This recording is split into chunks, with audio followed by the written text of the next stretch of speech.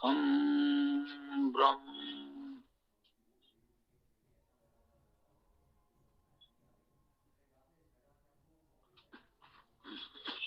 हम लोग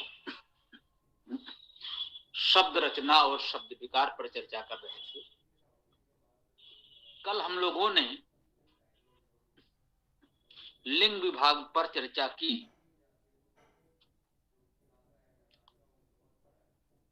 शब्दों की रचना के क्रम में शब्द विकार की चर्चा कर रहे हैं और हम लोगों ने जाना शब्द विकार विभाग 3 हैं। यूं कहें कि शब्द विकार के 3 विभाग हैं। 3 प्रकार के शब्द विकार होते हैं। लिंग वचन और पुरुष के अनुसार शब्दों में विकार या कुछ विशेष कार्य, कुछ विशेष परिवर्तन होते हैं जिन्हें हम शब्द विकार कहते हैं। कल हम लोगों ने लिंग विभाग पर चर्चा की, अर्थात शब्दों में लिंग परिवर्तन कुछ प्रत्ययों के आधार पर होते हैं। और महत्वपूर्ण बात ये कि संस्कृत भाषा में ये लिंग परिवर्तन या लिंग का संबंध शब्दों से है, उस शब्द से व्यक्त होने वाले अर्थ से नहीं।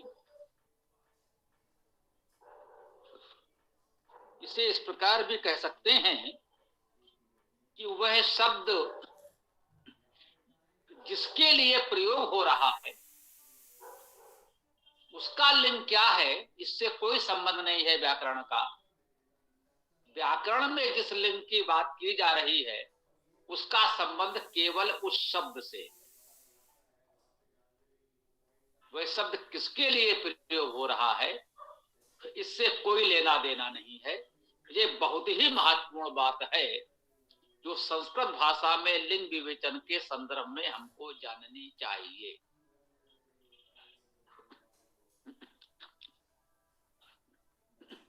इस संदर्भ में यूं कहें कि इस गुत्थी को समझने के लिए यदि इसके हम मूल में जाएं तो हमने ये भी चर्चा की कि वेदों में सामान्यता लिंग भेद है नहीं। किसी अध्येता को कहीं कुछ ऐसा मिला हो जिसमें वो कहे नहीं यहां तो लिंग भेद प्रतीत होता है, ठीक है, उस पर उदारता से विचार कीजिएगा। हमारी जो शैली है, हमारी जो विचारधारा है, किसी भी बात को लेकर किसी विद्वान को चुनौती देने या कोई शास्त्रार्थ करने की भावना हमारी नहीं है और हम ये भी चाहते हैं कि आप लोगों की भी नहीं होनी चाहिए। वादे वादे जायते तत्वबोधा, ये उक्ति है हमारे यहाँ। संवाद करें, सबसे चर्चा करें, कुछ नई जानकारी मिले, वो हमारे लिए उपयोगी होगी। कभी भी वाद विवाद जैसी स्थिति ना आने दें, कोई शास्त्रार्थ में चुनौती जय पराजय की स्थिति नहीं आने दें, ऐसा प्रयास हमें करना चाहिए। जानकारियों का आदान प्रदान होना चाहिए। कुछ आप जानते हैं, कुछ हम जानते हैं, कुछ कोई और जानता है, सब एक दूसरे से जानकारी प्राप्त करें और जो उपयोगी हो वो ग्रहण कर लें। तो हमको अपने अध्ययन में ऐसा लगा कि वेद में सामान्यता लिंग भेद जैसा कुछ नहीं है। तो जो हमारी मूल भाषा है, वैदिक भाषा है, उसमें क्या कहें कि उस वैदिक समाज में लिंग भेद जैसा कुछ था नहीं। उसका प्रभाव वैदिक भाषा और उससे होते हुए संस्कृत भाषा में मिलता है, जो बिल्कुल स्वाभाविक है। तो वहां इस प्रकार की लिंग भेद की चर्चा नहीं हुई। जैसे क्रियाओं में तो कोई लिंग भेद है ही नहीं। पठती का अर्थ है वह पढ़ता है, वह पढ़ती है, दोनों के लिए पठती। बालका पढ़ती, बालिका पठती, वहां तो कोई भेद है ही नहीं। ये संस्कृत के दृष्टि हमने कहा। और जैसा कि हम कह रहे हैं कि वेद में यदि बालक शब्द आया भी है तो ऐसा न समझें कि वो बालिका से अलग है, यदि कहीं आया है। संस्कृत में देव शब्द है, कहीं देवी भी मिलेगा, तो उसका अर्थ भाष्य करते समय हमने ये अनुभव किया, 1 वर्ष से अधिक समय से आप लोग हमसे जुड़े हैं, ये वेद कक्षा चल रही है, प्रतिदिन प्रयास होता है किसी मंत्र की व्याख्या की जाए, तो वहां भी हम लोगों ने यही अनुभव किया है कि देव या देवी शब्द आया है, उसका आशय इतना ही है दिव्य गुणों से युक्त। वहां वर्तमान में जो प्रचलित है देव और देवी, उस तरह का भेद वहां अनुभव होता नहीं, कम से कम मुझे तो नहीं हुआ। यूं कहें कि समानार्थी रहे, जैसा करने का सखा है, मित्र है, उसी प्रकार से पुत्र भी है, तो ये अंतर नहीं होता। एक शब्द और है जो संस्कृत भाषा में, यूं कहें कि लौकिक संस्कृत में भी बहुत प्रचलित है, अभी भी है। हम लोग कहते हैं पितर। लोक प्रचलित कुछ मान्यताओं के अनुसार हो सकता है वेद के विद्वान इस पर सोचें कि वो लोक में जो प्रचलित परंपरा मान्यता है वो कितनी उचित है या नहीं है। यहाँ पर हम व्याकरण पढ़ रहे हैं, किसी मान्यता का शास्त्रीय विवेचन नहीं कर रहे हैं। हमारे यहाँ एक भावना है, पितरों के बारे में लोग चर्चा करते हैं। कुछ लोग पितरों के तुष्ट पुष्ट के लिए श्रद्धा के रूप में कुछ क्रियाएं करते हैं, कर्मकांड करते हैं, कुछ अर्पण करते हैं। अब वे पितर जो अब नहीं रहे, मृत्यु को प्राप्त हो गए, उनको हम कुछ दे सकते हैं, क्या दे सकते हैं क्या नहीं, वो अलग विवेचन का विषय है। हम उन्हें श्रद्धा सम्मान दे सकते हैं, उनके अधूरे कार्यों को पूरा कर सकते हैं, करना चाहिए। कोई पदार्थ भोजन आदि हम उनको देंगे तो उन्हें प्राप्त होगा कि नहीं होगा, वो अलग विवेचन का विषय हो सकता है। इसमें जो हम कहना चाह रहे हैं, इस पितर शब्द में क्या कहीं कोई स्त्री पुरुष का भेदभाव है? क्या इस पितर में हम कहते हैं भाई माता के लिए अलग शब्द हो और हमारे पिताजी के लिए अलग शब्द हो? ऐसा तो है नहीं।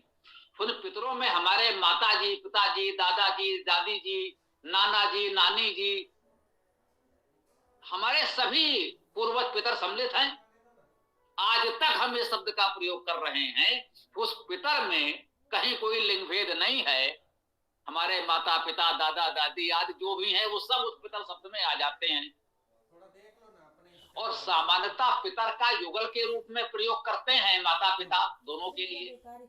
तो हम क्या कहते हैं, पितर शब्द को द्विवचन में बोल देते हैं पितरों। पितरों का अर्थ है दो पितर, पितरों का युग्म, पितरों का युगल अर्थात माता पिता। लौकिक संस्कृत के सामान्य विद्यार्थी भी जानते होंगे कि पितरों शब्द का अर्थ माता पिता है, माता नहीं लिखा है। यदि कोई कहे साहब पितरों शब्द, पितृ शब्द का द्विवचन है, बिल्कुल ठीक बात है। व्याकरण की दृष्टि से पितृ शब्द का बहुवचन, पितृ शब्द का द्विवचन पितरों है, तो पितरों का शाब्दिक अर्थ करना चाहिए दो पिता। परंतु पितरों शब्द का अर्थ दो पिता अब तक किसी ने नहीं किया। हमें कहीं पढ़ने सुनने में नहीं आया कि किसी व्याकरणाचार्य ने, किसी अध्यापक ने, कहीं किसी व्याख्याकार विद्वान ने पितरों शब्द का अर्थ दो पिता किया हो, नहीं किया। पितरों शब्द का अर्थ माता पिता ही होता है। यह भी हमारे ध्यान में है कि एक बहुत अच्छा उदाहरण हो सकता है आपके सबके समझने के लिए। जो हमारी मूल भाषा वैदिक भाषा है, उसमें लिंग भेद की व्यवस्था समस्या नहीं है। इसलिए बाद में इस तरह के प्रयोगों में कुछ लोगों को अटपटा लग सकता है कि जो उदाहरण के रूप में हमने बताए कि पत्नी शब्द के 3 पर्यायवाची संस्कृत व्याकरण में, एक पुल्लिंग है, एक स्त्रीलिंग है, एक नपुंसकलिंग। तो इस प्रकरण को हम यहां विराम देना चाहते हैं। इसको आप इस प्रकार से समझें कि संस्कृत में शब्दों में लिंग भेद का वो अर्थ है ही नहीं जिस अर्थ में हम लोग इस समय इस शब्द का प्रयोग कर रहे हैं। लिंग का शाब्दिक अर्थ है पहचान, बिल्कुल ठीक है। उस पहचान में वर्तमान दृष्टि से नर नारी के पहचान जैसी स्थिति है नहीं। भले ही उसके लिए व्याकरण में कहीं स्त्रीलिंग पुल्लिंग शब्द का प्रयोग किया जा रहा हो। पुल्लिंग में पुरुष का केवल पू दिख रहा है, पुल्लिंग कैसे बना, पुरुष लिंग तो नहीं कहा जा रहा। और पुरुष शब्द का भी अर्थ हम लोगों ने वेद में पढ़ा है, कुछ और होता है, गृहणी होता है, उस अर्थ में नहीं होता है। स्त्री शब्द का भी अर्थ कुछ और होता है। आच्छादन आदि कई अर्थों में स्त्री शब्द का प्रयोग हो सकता है। तो कहने का अर्थ यही है कि ये भ्रम इसलिए है कि हम लोगों ने मान लिया है कि पुरुष जब पुल्लिंग की बात कहेंगे तो इस प्रकार के कुछ लोगों की बात होगी, बालक, भाई, पिता आदि की बात होगी। और जब स्त्रीलिंग की बात कहेंगे तो माता, बहन, पत्नी आदि की बात होगी। वेद में ऐसा नहीं। इसे यूं कहें कि उन्होंने कुछ शब्दों की सूची एक इस प्रकार के नियम बनाए हैं कि इन शब्दों के रूप जब बनेंगे, वाक्य में प्रयोग करने के लिए जो रूप बनेंगे, जो पद बनेंगे, उसमें व्याकरण की दृष्टि से क्या विकार होगा, क्या परिवर्तन होगा, उस रूप में उसमें उन्होंने जो जन सामान्य में प्रयोग प्रचलित थे उसको समझाने के लिए जो समझे कि उन्होंने संस्कृत भाषा में प्रयोग होने वाले शब्दों को 3 भागों में विभाजित कर दिया और उनके नाम रख दिए पुल्लिंग, स्त्रीलिंग और उभयलिंग। कि इस वर्ग में, इस सूची में पुल्लिंग में जो जो शब्द गिने जाएंगे उनमें ये विभक्तियां जुड़ेंगी, जो शब्द स्त्रीलिंग में गिने गए हैं उनमें इस प्रकार की विभक्तियां जुड़ेंगी, जो शब्द उभयलिंग में गिने जा रहे हैं उनमें इस प्रकार की विभक्तियां जुड़ेंगी। उसको इस रूप में समझें तो बहुत अच्छा होगा। ये आपसे बातचीत के क्रम में बहुत महत्वपूर्ण बात आ गई है जो हमने आपको बता दी है, तो प्रयास कीजिएगा इसको आप लोग समझ लें और इस अंश को विशेष रूप से प्रचारित कर लें, अलग से निकाल लीजिएगा। बहुत महत्वपूर्ण बात है ये, क्योंकि इस बुद्धि का, इस समस्या का यही समाधान है। और जो अब तक हमें वेद का थोड़ा बहुत जो संस्कृत हमने भाषा साहित्य का अध्ययन किया उसका निष्कर्ष यही है जो हम आपको इस रूप में आज बता पाए। इतनी सरलता से स्पष्ट रूप में इसको कह पाना सहज भाव से संभव नहीं होता। अब आप इसको समझ लीजिए और दूसरों को समझा सकते हैं। ये शब्दों के 3 प्रकार की सूची बना दी गई। तो क्योंकि हमारे मूल वैदिक भाषा में और वैदिक समाज में लिंग भेद नहीं है, तो संस्कृत भाषा में भी नहीं है, तो संस्कृत भाषा में पुल्लिंग, स्त्रीलिंग, उभयलिंग कुछ शब्दों की सूचियां समझें। जैसे धातुओं की सूचियां गणों में विभाजित किया गया, धातुओं को 10 या 11 गणों में विभाजित किया गया कि भाई ये भ्वाज गण की धातुएं हैं तो इनमें विभक्ति प्रत्यय इस प्रकार लगेंगे, उसमें लकार प्रत्यय इस प्रकार लगेंगे। ये द्विवाज गण की धातुएं हैं तो उसमें इस प्रकार के विभक्ति लकार प्रत्यय लगेंगे। उसी प्रकार से नामिक शब्दों को 3 भागों में बांट दिया गया कि ये शब्द पुल्लिंग हैं, शब्द पुल्लिंग हैं, उनके अर्थ पुल्लिंग हो या ना हो आपके अपने मान्यता के अनुसार। तो ये बताया गया इन शब्दों की एक सूची बने कि ये पुल्लिंग कहे जाने वाले शब्द हैं, इनमें जो विभक्ति प्रत्यय लगेंगे, कारक विभक्ति प्रत्यय, तो ये प्रत्यय इस प्रकार लगेंगे। ये स्त्रीलिंग शब्द हैं, इनमें कारक विभक्ति प्रत्यय इस प्रकार लगेंगे। ये उभयलिंग शब्द हैं, इसमें कारक विभक्ति प्रत्यय इस प्रकार लगेंगे। तो ये केवल शब्दों की सूचियां इस रूप में हैं कि उसमें कारक विभक्ति प्रत्यय इस प्रकार लगते हैं। उनको वर्तमान अर्थ में नर नारी, स्त्री पुरुष जैसे भेद न माने, संस्कृत में लिंग प्रकरण को इस प्रकार से समझें। ये विवेचन केवल शब्दों की सूचियां हैं, इसमें नर नारी जैसा कोई भेद नहीं है। तो लिंग प्रकरण को अब हम लोग यहाँ विराम देंगे, आगे बढ़ेंगे। इसके पश्चात है वचन। वचन से व्यक्ति, वस्तु, स्थान आदि की संख्या न्यून या अधिक होने का बोध होता है। वचन संस्कृत भाषा में 3 वचन हैं, वैदिक भाषा में 3 वचन है, संस्कृत भाषा में भी 3 वचन है, कुछ अन्य भाषाओं में भी 3 वचन के लक्षण मिलते हैं। तो ये वचन 3 प्रकार के होते हैं। देखिए यहां भी समझिए, शब्द है वचन, संख्या नहीं कहा गया। इस यहाँ पर वचन के स्थान पर आप कह सकते हैं कि भाई ये वचन शब्द तो यहाँ ठीक नहीं है। जब हम संख्या की बात कर रहे हैं तो यहाँ पर संख्या शब्द का प्रयोग करना चाहिए। अंकन, अंक शब्द का प्रयोग कर सकते थे, अंकन कह सकते थे, या गणना करने के अर्थ में कल धातु है, कलन शब्द का प्रयोग कर सकते थे। कल धातु संख्या के अर्थ में है, कल संख्याने धातु है। तो ये आप लोगों ने अपने गणित विषय में कलन समाकलन जैसे विषय आपने पढ़े होंगे, हमने भी पढ़े थे कभी। तो लेकिन अब व्याकरण में उसको वचन कहा गया है तो कहा गया है, वचन शब्द का अर्थ तो बोलना है, यहाँ संख्या का बोध ही नहीं हो रहा है। लेकिन जब व्याकरण में आप वचन कहते हैं तो वहां उसका अर्थ संख्या हो जाता है। व्याकरण के अतिरिक्त कहीं यदि वचन शब्द आ जाएगा वेद मंत्र में और आप वहां उसका अर्थ संख्या कर देंगे तो ठीक नहीं होगा। किसी अन्य स्थान पर वचन शब्द आ जाएगा।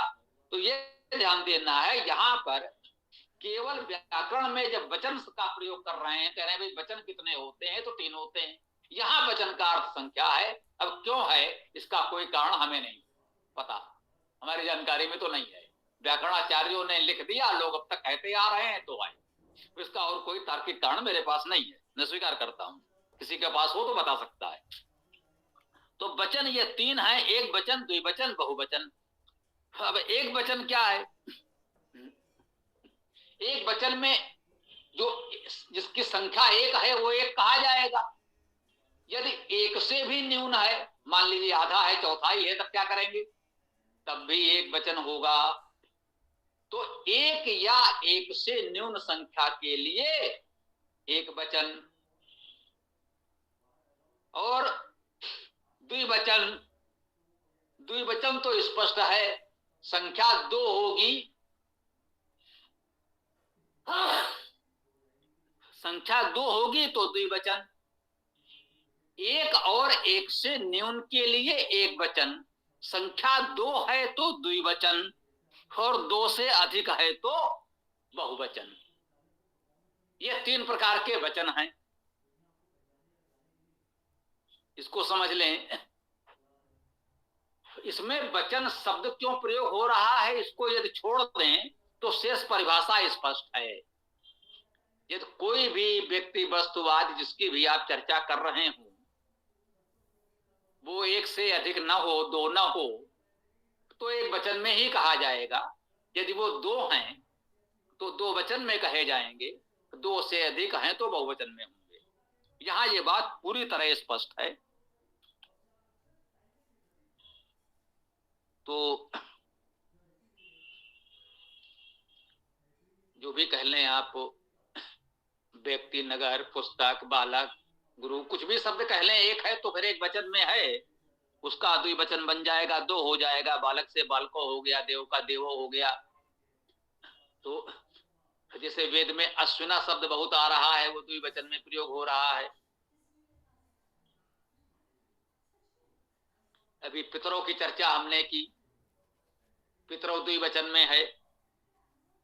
और उसके पश्चात बहुवचन में जब उसका 2 से अधिक हो जाएंगे तो बहुवचन हो जाएगा, बालका, नरा, पुत्र इत्यादि।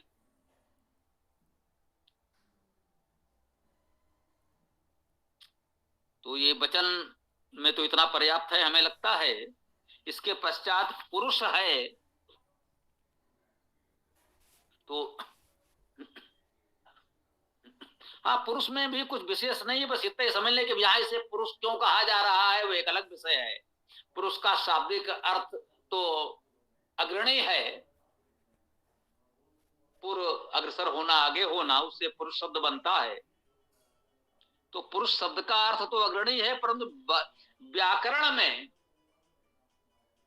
सबको पुरुष कह दिया गया है। आगे पीछे कोई हो, अग्रणी हो या सबसे पीछे हो, पुरुष में सबकी गणना कहीं ना कहीं तो होनी ही है। तो पुरुष में उत्तम, मध्यम और अन्य पुरुष होते हैं। सामान्यता प्रचलन में जो धातु रूप या क्रियाएं हम लोग पढ़ते हैं, उनमें सबसे पहले अन्य पुरुष की क्रियाएं लिखी जाती हैं, तो अभ्यास उसी प्रकार का हो गया है। इसको बहुत सरलता से समझ सकते हैं, हमने बताया भी था। कि भाई उत्तम पुरुष कौन? कोई भी अपने आप को ही उत्तम मानता है, ये सामान्य बात है। कोई भी ये नहीं मानता कि मैं उत्तम नहीं हूं। तो मैं तो उत्तम हूं, इसमें तो कोई संदेह नहीं। अर्थात मैं उत्तम पुरुष में, कि जो भी व्यक्ति बात करेगा वो अपने को ही उत्तम मानेगा। तो बात करने वाला उत्तम पुरुष, मैं उत्तम और हमारे लोग उत्तम, मैं और हम, आप हमारे साथ हैं तो हम सब जब आपके सहित मिलकर के जब हम सब हो जाएंगे तो वो उत्तम पुरुष में ही कहा जाएगा। मैं उत्तम और आप सबको मिलाकर हम भी उत्तम। और जब हमने आपको संबोधित किया, कहा आप तुम, तो फिर वो उत्तम नहीं रहा, क्योंकि वो हमसे अलग हो गया। तो हम तो उत्तम हैं, और जिससे हम बात कर रहे हैं, जो हमारी बात सुन रहा है, वो मध्यम पुरुष। भाई जो हमारा है, जो हमसे बात करे, जो हमारी बात सुने, उसे हम मध्यम मानते हैं। उत्तम तो हम हैं, मध्यम उसे मानेंगे जो हमारी बात सुने। तो हम बात कहने वाले हम हैं, हम तो उत्तम हो गए, और जो हमारी बात सुन रहा है वो मध्यम हो गया। और इसके अलावा जो बचे उनसे हमें क्या लेना देना, वे सब अन्य लोग हैं, वे सब अन्य पुरुष हैं। स्पष्ट परिभाषा है। सबसे उत्तम तो हम, मैं और हम, और तुम आप जो भी हमारी बात सुने वो मध्यम, और इसके अलावा जो भी शेष बचे वो सबके सब अन्य पुरुष। जिनके विषय में हम चर्चा करते हैं वो स्वयं हमारी बात तो नहीं सुन रहे, उनके बारे में हम कहे सुन रहे हैं, वे सब अन्य पुरुष में आते हैं। इसमें सिर्फ इतना ही है। तो लिंग वचन पुरुष का विवेचन चर्चा आज एक प्रकार से पूर्ण होती है आपकी समय सीमा में। कल हम लोग इनके कुछ सरल प्रयोग और पद रचना आदि पर चर्चा करेंगे। इस कक्षा की समय सीमा भी हो गई है और हमारी बात भी आज यहाँ पूर्ण होती है, विराम होती है। आप लोग कुछ प्रश्न आदि हो तो रख सकते हैं, अन्यथा वेदाष्टक का पाठ करके आगे बढ़ सकते हैं। ओम खम ब्रह्म।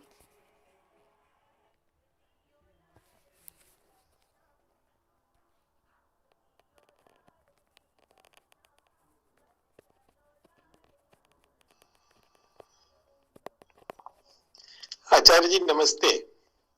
ये उत्तम पुरुष, मध्यम पुरुष और अन्य पुरुष में जो हम, मेरे और तुम्हारे अलावा जो भी व्यक्ति है वो अन्य पुरुष में आएगा।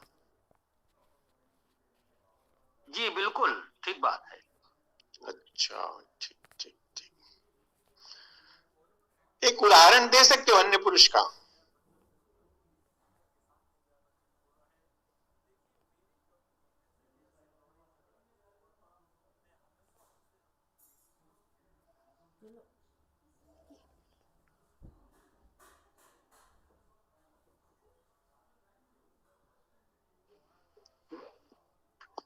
जी सुनील जी, जैसे अगर हम कहें कि आपके मित्र ने ऐसा किया, या दो व्यक्ति किसी तीसरे के बारे में बात करें, तो वो अन्य पुरुष का उदाहरण है। सिंपल सा है।